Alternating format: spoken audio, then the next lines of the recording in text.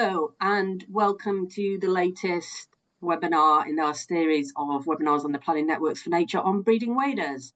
I'm just going to give everybody a couple of minutes to join. I can see the number creeping up. We're joined by Alan Johnson from the RSPB, Area Manager for Kent and Essex this evening, and he's going to introduce us to, or tell us more than you probably knew before, hopefully, on breeding waders, opportunities. I'll just give everyone a couple of more seconds to join as the number's still going up.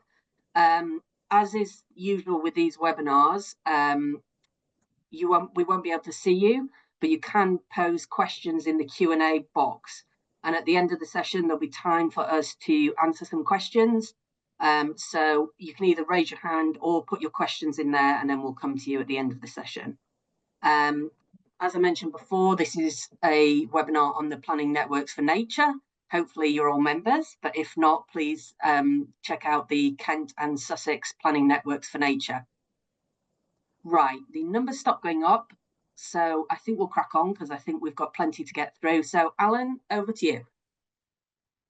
Thank you. Hi, my name is Alan Johnson. I'm the Area Manager for Kent and Essex for the RSPB. I've worked for the RSPB for quite a long time, about 28 years, and spent much of that time working on and around breeding waders. So I'm just going to share my screen. So bear with me a second. And I will get up and minimize me. Bear with.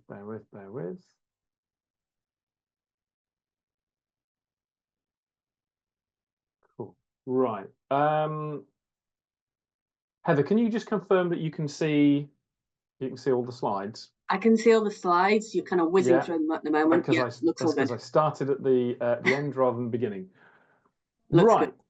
Great stuff. Right. Thank you very much. So I thought I'd start off with a description about what waders are at all. So what are waders? Well, technically, they're the order Caridiformes. So they're it's a bit of a woolly term. A lot of terms in ecology are quite woolly. So when people talk about eagles, for example, well, some eagles aren't eagles, and some things that aren't called eagles are actually eagles. So there's there's science and Latin kind of classifications versus colloquial kind of names.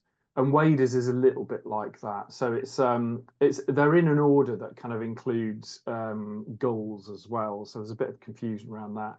But the main suborders are you can see on the page there, and it includes things like plovers, avocets, kind of snipes, jacanas, and things like that. And the picture at the back there sort of shows you an image of wintering waders. So waders are kind of like really important in the UK as a kind of a wintering assemblage. We have some of the biggest assemblages of wintering waders in the world. It really puts us on the map, actually, in terms of conservation. And you may be familiar with this when you walk around estuaries in winter and you see these big flocks whirling round.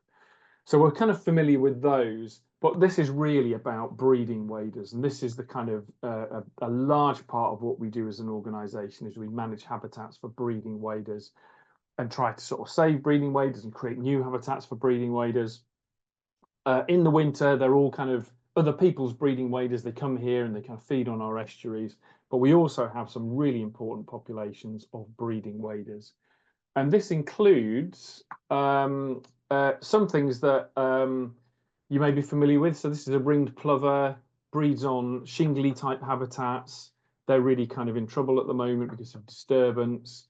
Very similar, very related, the little ringed plover, which kind of breeds in similar kind of open areas around the UK. They're a bit rarer, we see them less, and they tend to be around kind of inland sites rather than ringed plover, which is on coastal sites. And also this is kind of a wader. Some people might not consider it such, but I would, is the stone curlews. You get stone curlews in this part of the world as well. But what I'm really talking about here are breeding waders on grazing marsh. So it's sometimes called wet grassland, sometimes called coastal and floodplain grazing marsh. So it has lots of different names, but we tend to call it grazing marsh in the RSPB. it kind of looks like that. You might be familiar with it. This is a Kent and Sussex talk, isn't it? So if you're familiar with Pulborough Brooks, it's that kind of stuff. If you're from Kent, it's the sort of things you might see at Elmley and on the North Kent marshes. And it sort of kind of basically looks like a kind of grass pasture that is seasonally flooded, and that's a pretty classic kind of picture of well-flooded grazing marsh. And just to kind of get you in the zone with grazing marsh, this map shows in blue the physical extent of grazing marsh around the Thames estuary. Actually, I just need my get my laser pointer ready, just in readiness. So this is the kind of Thames estuary here. Those blue bits showing you where the extent of grazing marsh is. Not all of it in good condition, but that's where you can find it. And going down to the sort of Sussex end of things, you've got quite a bit of grazing marsh down there, places like Arundel and Pulborough, Pevensey Levels, those kind of places. So it's kind of a much diminished habitat. So there used to be much more of it around previously. It's been lost due to land drainage and various other things. And what it is essentially is this is a kind of an aerial photograph from Elmley, which is kind of one of the more famous areas of grazing marsh. And all of this landward area, so this is the kind of the estuary down here. So this is the sea and this is the land. Well, if you went back centuries, all of that would have been salt marsh, basically, and it would have been subject to tidal forces. So the tide would come up and go down, and you get open water where the tide is still a little bit deep at high tide.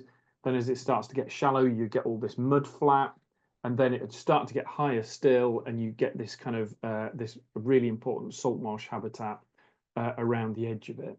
But sequentially, since going back to Roman times, really, but accelerated massively around the kind of like the 14th, 15th, 16th centuries, 17th centuries as well, started to kind of polderize and enclose areas of land for agriculture. And then by the time of the disastrous 1953 floods, a lot of those kind of sea defences were really formalised and made much bigger and held back much more land. And so you now have what were sort of salt marsh habitats that have been enclosed by seawalls. So that red line shows you where the seawall is at the moment around that habitat.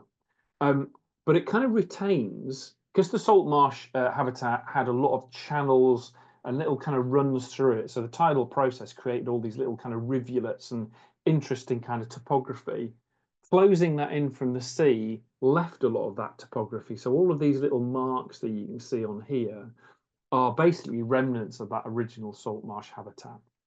But this is a really changeable habitat, a really changeable landscape. And so a lot of that, what became grazing marsh as a result of the polerization of this kind of habitat, subsequently became arable. So it was kind of drained, ploughed up and turned into arable. And then further, some of that arable was then subsequently turned back into grazing marsh. So this is Great Bells Farm, which is one of the RSPB's nature reserves, and we've worked with the Environment Agency to change that back into grazing marsh. And then even then, further change. So areas like this are now under discussion for realignment. So having been polarized, reclaimed from the sea, turned into grazing marsh, subsequently they may go back to salt marsh through realignments. They might open up the seawall and change that back. So a very changeable landscape, but the coastal grazing marsh that was the result of all of this change proved to be really important for breeding waders. It's a great habitat. So going back to the species we're talking about then, so the species that we get in southern England that breed on coastal grazing marsh or floodplain grazing marsh include things like this. So this is a classic wader, it's the curlew, long legs, big long beak, nests on the ground, is classic wader. That's kind of really what this group are about. Curlew I'm not going to focus on because we don't really get that many in our part of the world. They don't breed on the North Kent marshes, for example. They are subject to a translocation project at Elmley, actually, so that may change and they may become a resident here, but really at the moment, the nearest natural population is the New Forest. Snipe, love snipe. Snipe are something that you still can find at Pulborough. They like really peaty soils. So they breed in kind of special areas. They don't breed on any of my nature reserves, but they're definitely a feature of the southeast. But I'm not going to focus on those either because they're not on any of the sites that I manage. Black-tailed godwit is a super rare breeding wader. They used to breed around the North Kent marshes, on Elmley in particular, but they went extinct in the southeast as a breeding species around about 2012. Not quite sure why. It could have been predation pressure, could have been a number of things, but they're an amazing, beautiful bird. They still breed in reasonable numbers in East Anglia and a little bit further north. But the subspecies Lamosa black-tailed godwit is in a bit of trouble, really. So I'm not going to focus on those either. Oystercatcher, getting more into the species that are really kind of occur on the sites that we manage. Oystercatcher is a grazing marsh species, but it also breeds on sort of sandy shores as well, sort of pebbly shores, and a wider range of conditions. They're a bit of a sort of an enigmatic breeding species, really. Oystercatcher. They're starting to decline, so we're kind of putting a bit more focus on them because we don't really know what they want or need. So we're sort of taking Oystercatcher for granted up until recently, but I think that's going to change. Avocet, I think, is something, you know, it's the emblem of the RSPB, something that we've often thought of as a saline lagoon, coastal lagoon bird. So famously, they breed on the Minsmere Scrape. They've been on these open kind of wetland, shallow wetland areas. But we are starting to see them increasingly on grazing marsh habitat. So they've become quite a component of the kind of breeding wader fauna on our grazing marshes. I'll talk about that a little bit more later. But what we're really looking at is two species, lapwing and redshank. So this is a lapwing, probably familiar with it. They're kind of pied, black and white. They've got these big kind of broad, flappy wings that are quite distinctive. You can kind of tell a lapwing from quite a way off because they look like they've got these big fat wings and have quite a distinctive flight. You can't see it on this picture, but it's also got a really nice crest that comes up on the back of the head there. And they have this display that's a really kind of unusual kind of metallic sounding kind of noise. I won't impersonate it, but they're kind of they're very distinctive when you hear them. And they are decreasing. So one thing that's kind of pretty common to all of the species that I've shown you so far is that they're in a bit of trouble. It's probably because they breed in sort of special places and they're quite vulnerable as ground nesting birds. So all of these breeding waders, they unlike say like robins and great tits and things like that, where they lay eggs in a nest, the eggs hatch, and the birds are the chicks are pretty useless. They have to be fed directly by the adults. They sit there begging for food. Breeding waders, their chicks, when they hatch, they nest on the ground, and when they hatch, the chicks are on the move. They're up and about, feeding themselves from the off. And generally, the adult birds kind of like just walk around with them, keep an eye on them, try to sort of dissuade predators from going near them. But the chicks are pretty mobile, and that probably makes them vulnerable. Talk about that again in a little while. But there's been a kind of like a 62% decrease since the post-war period, and I think that there's probably more updated figures that have got a bigger decrease than that. There's redshank. Shank is another word for leg, and they've got kind of these lovely orangey, reddy legs. Love redshank. They don't have a kind of quite so interesting kind of call, but they're still really vocal, very active bird. And if you go to a really good grazing marsh, you'll see these guys kind of sitting on posts and flying around. They're very noisy. And when you get your eye in with them, these kind of lovely sort of speckles on the kind of the breast and belly here are just fantastic. They're a lovely bird. Also kind of big declines, nearly 50% decline just since 1995, actually. So they're kind of they're subsequently, they're kind of declining quite a bit. One thing that's a bit kind of funny about both of these species that they found a kind of home in coastal grazing marsh. this isn't the best map I could find, but sorry, this is the best map I could find, but it's not great, but it illustrates the point. This dark green here is more or less where grazing marsh is in Kent. These other colours illustrate other habitats. But what's kind of happened with these species is that lapwing used to breed in the wider countryside. So people who are my age would remember that lapwing used to be a bit of a feature of the downs and arable fields and the wider countryside, but they've more or less completely disappeared from that part of the country. So lapwing just do not occur really in the wider countryside anymore. There's a few reasons for that, and I think one of the primary ones is changes in agriculture. So particularly the switch to winter wheat. So in the old days, an arable field would be kind of bare and open, and the emerging crop would come out later in the year. So lapwing could nest on that open habitat without fear of being crowded out. So lapwing likes to be able to see around its nest. They might like to be able to see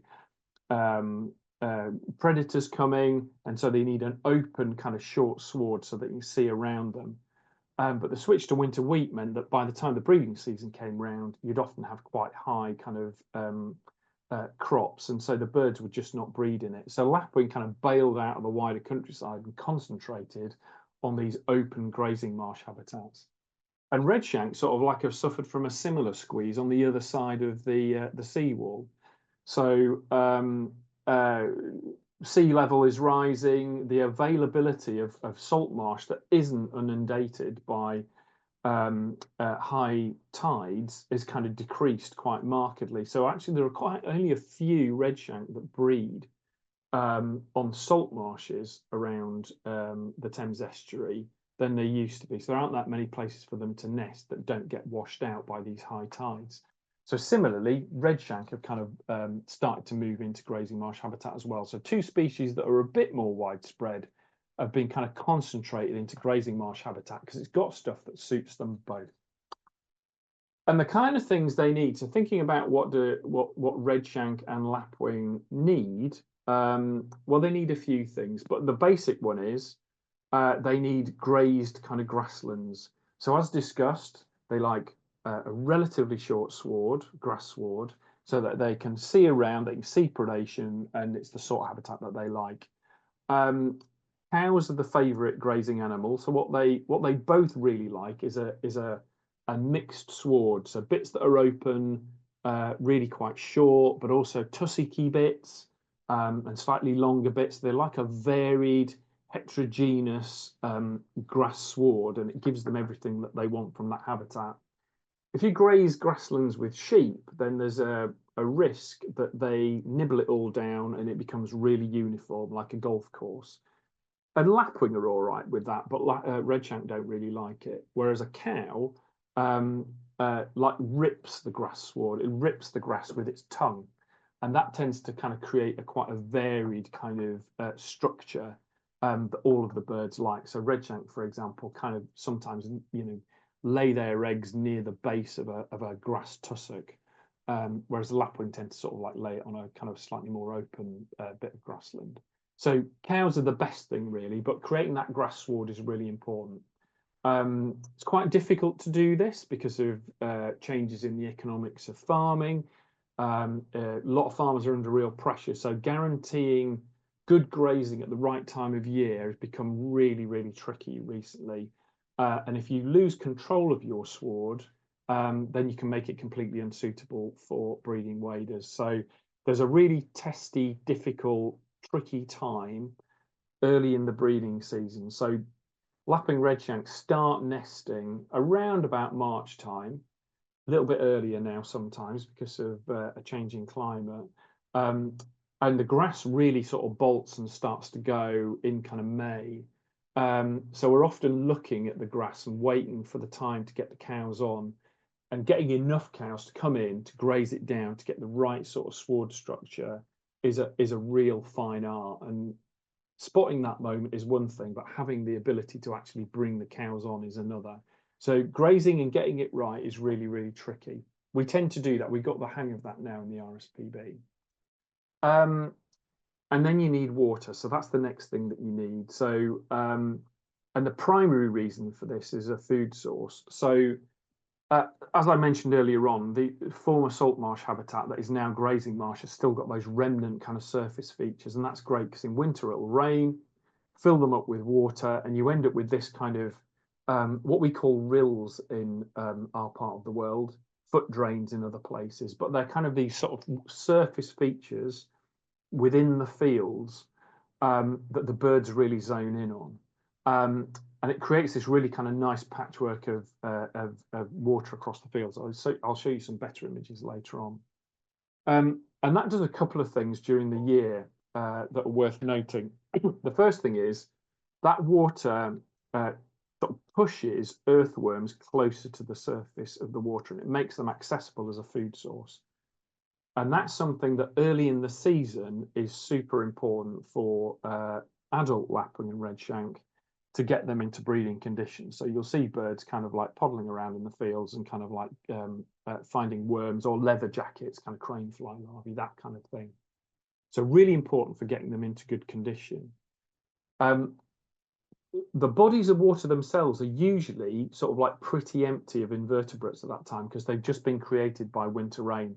They dry out at the end of the season. So by the time it gets to August, September, they're usually baked hard and dry. They're empty of water. So when they fill up again in winter, invertebrates haven't had the chance to lay eggs in there or develop or for the eggs to hatch. So they kind of tend to be a bit inert, which is why the birds, the adult birds, rely on this kind of food source early in the year. By the time the chicks are out, so when you're getting into kind of like May, June time, this is then super abundant with invertebrates, and in particular, non-biting midge larvae. So these are chironomids. They're like little wiggly worms that you get in the water, and particularly as this starts to draw down over the course of the season, and it draws down naturally, you get a muddy edge around the edge of the rill that's often rich with these chironomid larvae. It's a really kind of important food source for the chicks. And if you go to a site where you've got waders are accessible and you can see them, so Elmley Marshes, for example, is a great place to go because you can drive along the entrance track at the right time of year and you can see the chicks walking around the edge of the lagoons, kind of picking away at the stuff that's on the edge. And it will usually be chironomid larvae. So really important food source.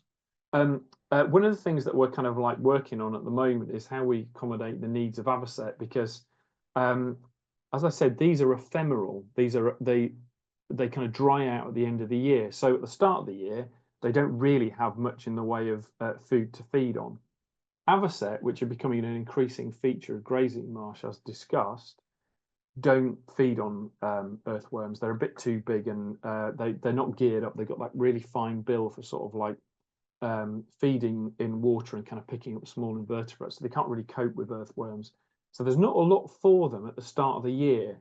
So we're starting to try to incorporate rills that are full all year round. So keeping them topped up and having a food source for avocets all year round, just to kind of give the adults an opportunity to kind of bulk up and get into breeding condition to lay eggs and kind of continue the breeding season. So food's really important. But there are some sort of issues as well. So you get the grazing right, you get the food right, got the water, that's great. But there are a lot of challenges with breeding waders, some of which are kind of contributing to their declines. One is, and this is one thing that we're starting to become aware of now, is the impact of disturbance on breeding waders. It's been long established that wintering waders are kind of subject to disturbance from recreation. But the impact on waders has kind of not really been looked at that much until recently. But some work that's come out from the Netherlands indicates that there's actually quite a large impact. So the Netherlands study, which looked at some grazing marsh and some public rights of way that went through it, indicates that lapwing can be impacted up to 100 meters from a footpath, and blacktail godwit up to half a kilometer from a footpath, just through a relatively kind of light usage. So 7 walkers per day were clearing areas of about half a kilometer either side of a footpath. just from kind of like that activity, dog walking activity. So most of the sites that I'm familiar with in North Kent tend not to have too much of an issue with this because of where public rights of way are. But it's definitely something that we need to keep an eye on, and it's worth being aware of, particularly as new development comes online around the coast. Probably the biggest impact is around chick mortality and productivity. So during the kind of early 2000s, late 1990s, early 2000s, it became apparent that not only were kind of breeding waders declining really badly, and not just in the UK, but in Northwest Europe, in the kind of stronghold of grazing marsh nesting breeding waders, we started looking into the possible causes of this, and it became apparent that basically lapwing in particular weren't producing enough chicks to sustain their populations. So in order for a lapwing population to sustain its population, to just maintain the numbers, they need to produce, we worked out, around about 0.7 fledged chicks per pair per year. So just less than a chick per pair per year. So if on average across a population, all of the lapwing did that, then the population will be stable. If they did more than that, the population will go up. And if it was less than that, the population would go down. And the problem was, as we discovered, that almost universally, lapwing were not doing enough, or having enough productivity to maintain their populations. If anything, they were really, really bad. So rather than being at the 0.7 level, we were around about 0.1, 0.2, and that was including on nature reserves as well. And RSPB had a big problem with this. So we had this problem where the birds were just not producing enough chicks to survive, and it was continuing year on year. We did a big study around this. So we did a big 5-year study off the back of it to work out what the issues were, and it pointed the finger firmly at predation, and in particular nocturnal mammalian predation. And basically, it was mostly about nocturnal fox predation of chicks. So where you had kind of like a sizable population, foxes were going in at night and often cleaning out populations and reducing their viability, which is a really, really difficult problem to deal with. There's a recent bit of research done, a desktop study that was done, comparing kind of UK populations of foxes with continental populations of foxes. And what this study indicates is that the UK, for whatever reason, has higher densities of mesopredators like foxes and crows than they do on the continent. And so we have, for some reason, a specific issue with predation because of foxes. There's a bit of speculation that might have something to do with game bird releases, but we haven't really got any firm data around that yet. But that's one thing that's been suggested. But that's clearly a problem that we've got and something that we need to deal with. And you can tackle that in a number of ways. Obviously, so you can sort of shoot foxes and kind of reduce their numbers. But the thing that's really, really kind of worked for us is this. So we invested quite a lot of money in predator fences. So they're not very attractive. They don't look great. This is one here at our sea salter reserve. They have to be quite high to be effective, and we've gone through quite a few iterations to get a design that works. But this is the best bit of money that I've sort of spent in my time working for the RSPB. They're not cheap, but we've got them now at most of our breeding wader reserves to at least create kind of core populations on those reserves. And they've been super successful. Off the back of that, our populations increased because our lapwing productivity increased. So this graph here shows you lapwing productivity from 0 up to 1.4. This line indicates the 0.7 that you need to kind of hit to maintain your population. And back in 2008, 2009, this is kind of where we were. We were bumping around along the bottom here. We started to invest in fences around about 2012, and we've got a rocketing kind of productivity. And now we tend to sort of think of as one as our target, really, one fledged chick per pair per year. So that's been really, really good. And off the back of that, we had some great kind of population increases, which I'll show you in a bit. That's not the full story. There's a bit of an issue that's emerging at the moment. So this year looks like a really bad year for productivity. So my anticipation is we're going to be down here somewhere again, because we've created these great kind of lapwing populations, and these lovely kind of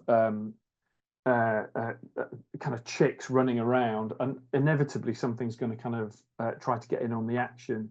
And so we're starting to see an increase in avian predation. Some parts of the country have got lots of red kites. I know some other reserves, places like Otmore, for example, have got a real problem with red kites taking chicks.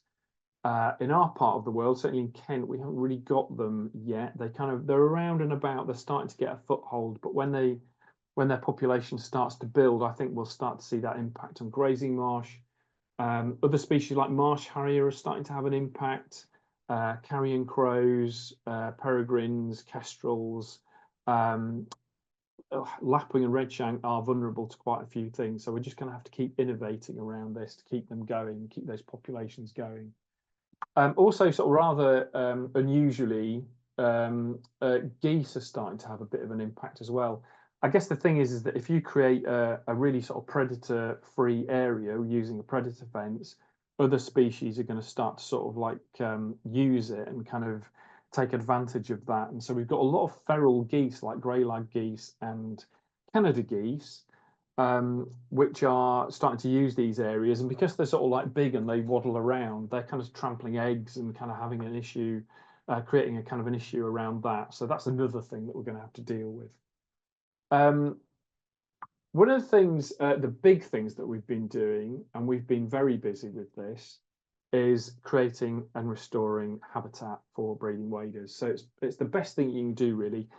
One answer potentially to the issue of, well, what do you do if everything wants to eat breeding waders, is to deliver the Lawton principles better, more joined up, more connected, and greater extent of habitat. So creating more stuff, more area for breeding waders to breed in. And we've done a lot of this. Over the last 5 years in Kent and Essex alone, we've delivered around about £10 million worth of habitat creation restoration projects, and restored, enhanced, created nearly 2,000 hectares of habitat. So there's been a lot of stuff going on. When we start, it kind of looks a little bit like this. So we produce these digital maps. So this is sea salter. So we create these maps to sort of like try and replicate what kind of like good habitats look like. So we'll create all these kind of like fussy little kind of rill features to just create lots of kind of variability in the landscape. And we use these maps and plug them into kind of machinery, excavators and bulldozers that have got GPS units in. And then you can create basically these images directly onto the ground. This is one we've been doing recently. This is Bowers Marsh over in Essex. And we've been creating kind of like rills and scrape features, and also these big bunds around the edge to kind of retain water. So you kind of create these images that we've created on digital ArcGIS type technology, and created it directly onto the ground. And then you end up with this sort of result. So this is Great Bells Farm.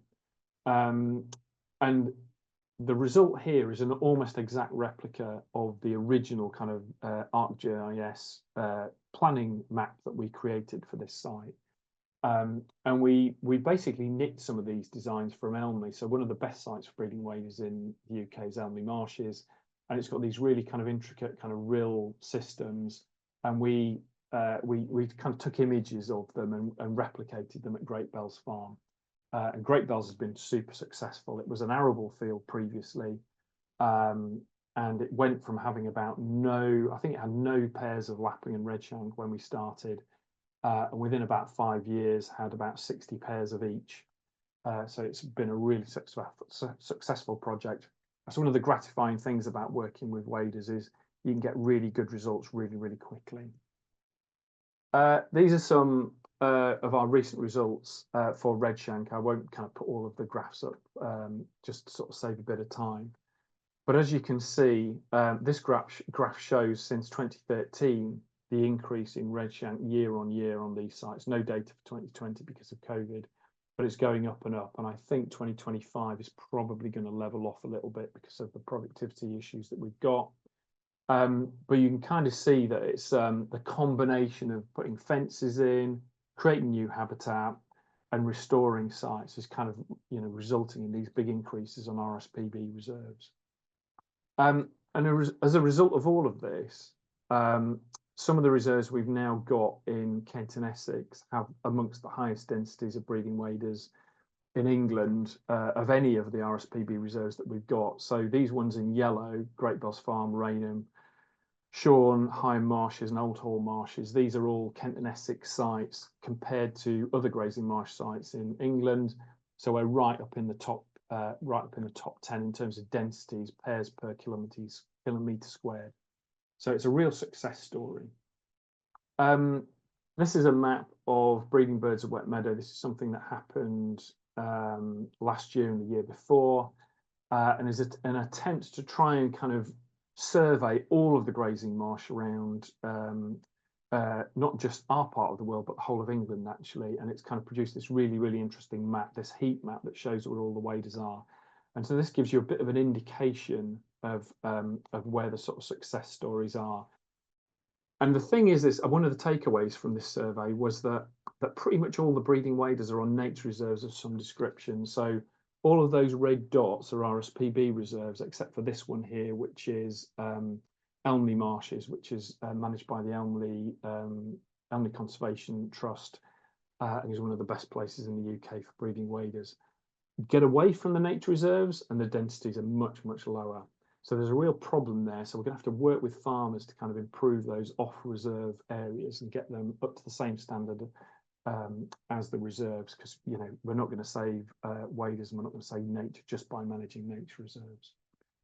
So all of that so far is really good. It's working pretty well, but there's some trouble coming. So climate change is going to have a massive impact on these landscapes and on these species. So, you know, we're going to get hot summers and reduce summer rainfall. And I think the thing that's going to happen is we're going to get more rainfall in winter and less rainfall in summer. And what does fall is going to dry out really quickly. And that's going to cause a lot of problems. And we're already seeing some of those problems now. So having wet grazing marsh in winter means that birds pile in. They think it's really good habitat. They get quite excited and start breeding. And those sites dry out really, really quickly and quicker than they used to do. So by the time that the chicks hatch, the ground can look a little bit like it does in the picture on the right-hand side. And that can result in perished chicks dying because of lack of food. So that's really problematic. So one thing that we've been trying to do quite a lot around the Greater Thames Estuary is to introduce climate change adaptation measures. So we're using solar pumps to kind of eke out water supplies, build reservoirs to store water over winter for use during the summer. So there's a bit of work going around that. It'll only go so far. I think we're probably going to end up with fewer sites that are viable in the long term. That's a really big problem for us.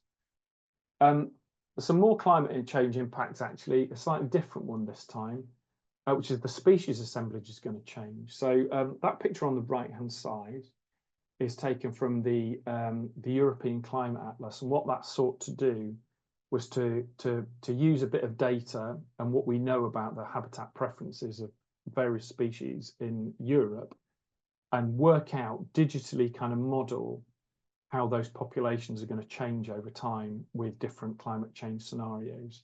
And so there are some species that are going to move further north and outside of the UK, and some that are going to move in. And it includes things like this. This is a blackwing stilt.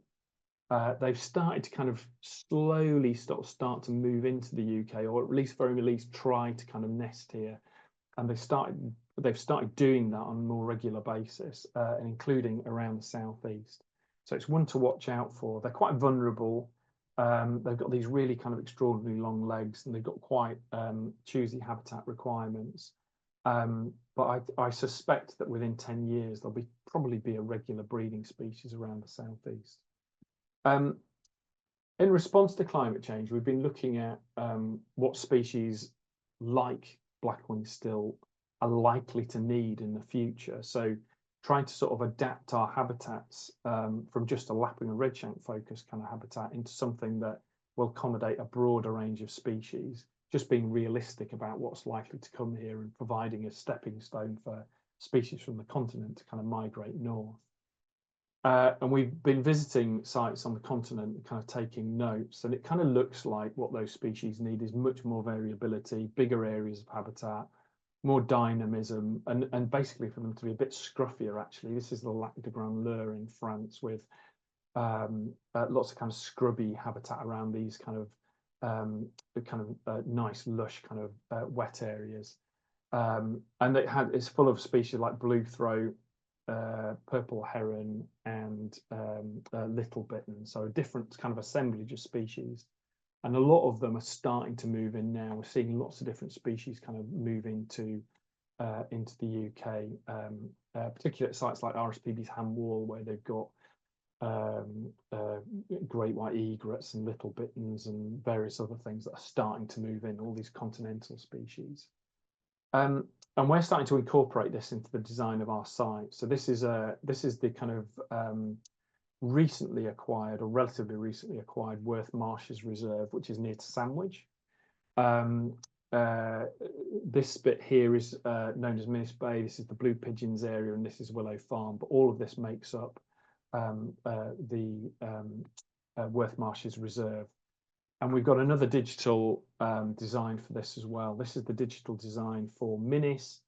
And there's a lot of water on there, a lot of kind of rill creation and various other things. But it's been specifically designed to try and incorporate in some of these kind of continental features and make it a little bit different. And because it's so close to the continent, this site, and so close to the coast, we're just basically trying to make it a sort of a viable stepping stone for continental species to come over. And the result has been really, really good. This is what the site looks like now, following some really extensive habitat creation work. There's lots and lots of kind of open water and kind of an edge available for sort of feeding waders. Loads and loads of wetland, including this big kind of open lagoon. Basically, this is a much bigger area of wetland than we would normally create, with islands on it. And importantly, kind of lots of sort of scrubby woodland stuff around the edge, so incorporating woodland into this wetland design. It's been really successful, and actually in the first year after it was available, we did get a successful breeding by black-tailed godwit. That's one of the adults there, and we had these 4 chicks that all fledged that year. So that was really exciting. They haven't come back since, but we're hoping they'll return at some point. And that's just a graph there that just demonstrates the increase in these colonizing species in the UK. There's been a big increase over the last few years. And just to kind of like wrap up before we sort of take questions and think about some other threats and development threats. So Heather asked me just to sort of consider what kind of development threats are there around breeding waders. I mean, really, a lot of the big sort of development threats have already happened. So the loss of grazing marsh over the last kind of 50 years, a lot of it's been lost to arable. Some of it has been lost to industrial development. So there's a lot of industry, particularly in the inner Thames, around the Greater Thames, and in some areas, kind of housing. But subsequently, a lot of it was designated, and now that's protected and it's kind of safe, or it's under arable. But one of the big threats at the moment is the kind of the filling in the gaps and the loss of opportunity. So what this map shows you here is all of the potential area for wetland habitat around the Thames estuary, and the green stuff is designated. So the green stuff around here is already grazing marsh. Now the darker stuff is in good condition, the lighter stuff is not in so good condition. So that's basically showing you all of the existing grazing marsh. But because of its topography and its location, all the bits that are in red are the areas that have got potential to be wetland habitat of some description. So they've not been built on, they're not designated, but they could become wetland habitat of some description. And we all know that if you're going to save nature, you've got to deliver the Lawton principles, you've got to fill in the gaps, you've got to kind of create, increase the extent of habitat. And that's what that red habitat, those red areas kind of show you. But the big issue at the moment is that those red areas are getting filled in rapidly by this kind of stuff. So renewables are the biggest threat really at the moment around the estuary. So it's great to have renewables. We're hyper supportive of renewables as a thing, but they're kind of filling in some areas that we'd really like to fill in with nature. So we'd like to see solar and wind farms in the right places. But these red areas have got much more potential to deliver good stuff for nature, including potentially carbon sequestering habitats like salt marsh. So you can kind of, achieve some of the same aims of renewables by delivering carbon sequestering habitat too. These are kind of difficult to kind of work with. This was Cleve Hill. This was a nationally significant infrastructure project. We objected to it, that we were part of a kind of community led kind of attempt to kind of like stop this happening. It was unsuccessful, and so it's now one of the largest kind of renewables projects in Europe on land, and has almost been finished in terms of construction, but they're popping up all over the place. So we're regularly seeing now proposals for renewables around the estuary. So that's it from me. Heather, do you want to take some questions? I think you're on mute. Classic. Thanks, Alan. That was brilliant. Really interesting. I learned plenty. Yeah, we've got some questions, and what I'm going to try and do is bring people in so they can ask their own question. If you bear with me. So we've got Catherine first, who had a question about predation. Let's see if Catherine is still with us. Oh, Catherine might, Catherine Wells, she might have left us, but her question was, what about badgers, foxes, as well as red kites and all the other top predators who are known to feast on the waders? I think this might have been a little bit before you kind of came onto that and gave that in detail. So yeah, badger's definitely an issue. Yeah. So pretty much any include things that I didn't list as well would have been so hedgehogs can be an issue. Trampling by cows. We need cows to graze the marshes, but they can still sort of trample the eggs. Basically anything that eats stuff will have a go potentially. But the research demonstrated that foxes, nocturnal predation by foxes, was like 80% of the issue. Thank you very much. Next, we've got a question from Ray. Let's see if, oh yeah, Ray Heaton is here. Ray, would you like to ask your question? Yeah, thank you. I'm afraid I made a shameless plug for WaderQuest, an organisation that I'm a trustee of. Information about waders, it's all there online. Please have a look if you're interested. I will. I also said that I thought the RSPB was doing such incredible work everywhere, and because it's addressing kind of climate change, future habitat problems with flooding, and goodness knows what, that really ought to attract a great deal more government support. And I know this is just something that doesn't happen, and the RSPB seem to do it anyway. Well, I would say, and I've just Googled WaderQuest. I'll have a look at that. That sounds really interesting. Well, do contact me. I administer the small grants scheme for people doing research specifically into the sort of areas that you've been talking about. Oh, well, I will do. I will do. Well, actually, I mean, I would say that government support is quite good for breeding waders. So, and there's a couple of things here. One is that so that 10 million that I sort of talked about earlier on over the last 5 years has come from DEFRA, most of that. So DEFRA have put a lot of money into kind of habitat restoration in my part of the world. So they've been pretty good at that. And I guess you could also say that the agri-environment scheme, countryside stewardship, does provide money to landowners to kind of deliver for breeding waders. So I would say that you could question the approach for a lot of other areas of conservation and nature, but around breeding waders, they have had a bit of a focus, and it's not been bad. So, and I would say that broadly speaking, in my part of the world, I've never struggled to get money to deliver stuff for breeding waders. More tricky, the difficult thing has been getting the land. So either acquiring land or encouraging landowners to kind of manage for nature and manage for waders. So kind of making that switch has been more problematic. Although I would say that recently there has been like a revolution in the response from landowners around the Thames estuary. There are lots of landowners who want to do stuff for waders, so it's really, really encouraging. Thanks, Ray. I'm just seeing whether Alice is still with us to ask her question. Yes, she is. Alice, you had a question about dogs. Hello. Hi, we can hear you. First of all, that's brilliant. Really interesting about the habitat creation and management. It's amazing. Yeah, I've kind of heard from other people who work in countryside jobs. It's a big problem. Dogs, people bring their dogs into sites and stuff.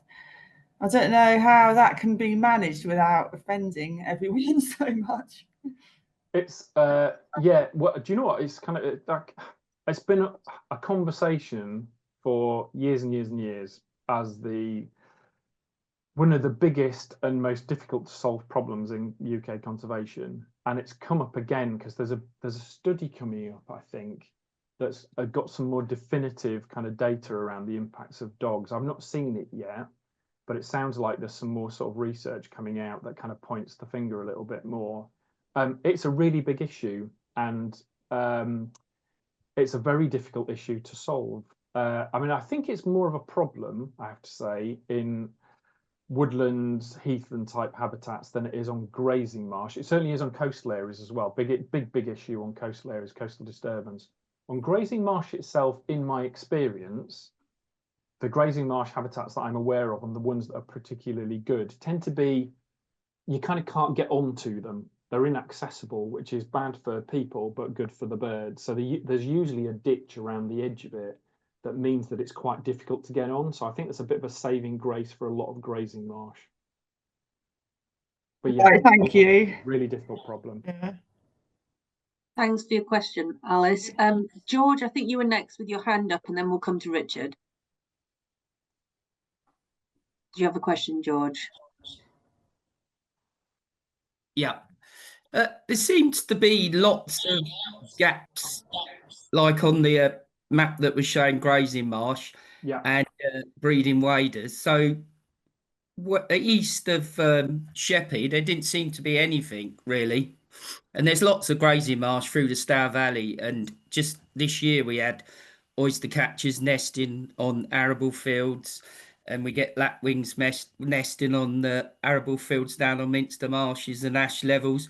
But it seems to be that there's no records of it on any of them maps you showed. Is it a case that it's not of interest, East Kent? Yeah.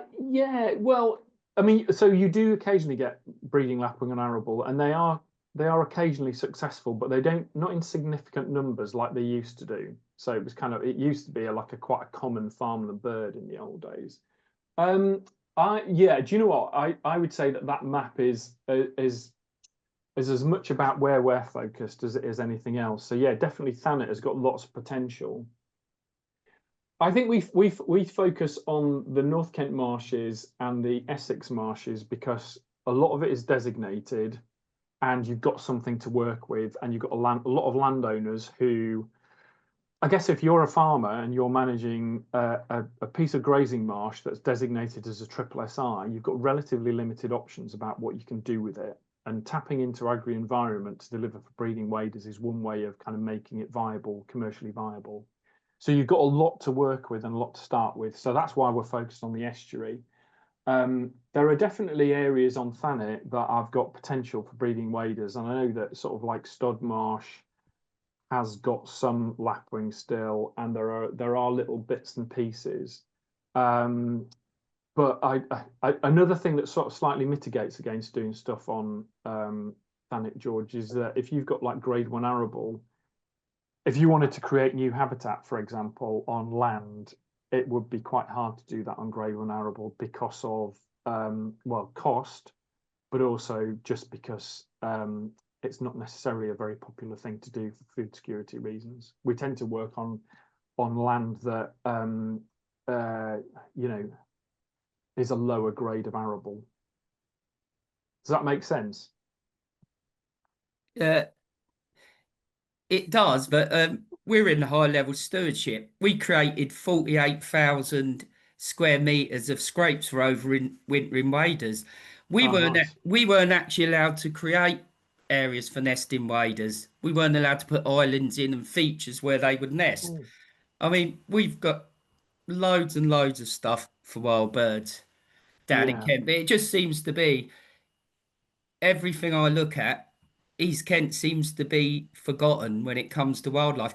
We ringed 90% of the jack snipe ringed in the whole of Kent in 2023. That was 6. This year we've ringed 17.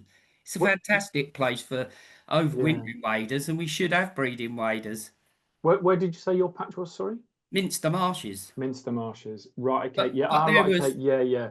I think there's we might have lapwing. spoken before, but yeah, Yeah. it's really we But have. Sorry. there's lapwings and oyster catchers nesting down there every year when it's wet. It's not so good this year, but on ash levels, there's a big proportion of ash levels which is grazing marsh that floods every year, and if it's a really wet spring, it hangs around, and the oyster catchers and the lapwings nest there.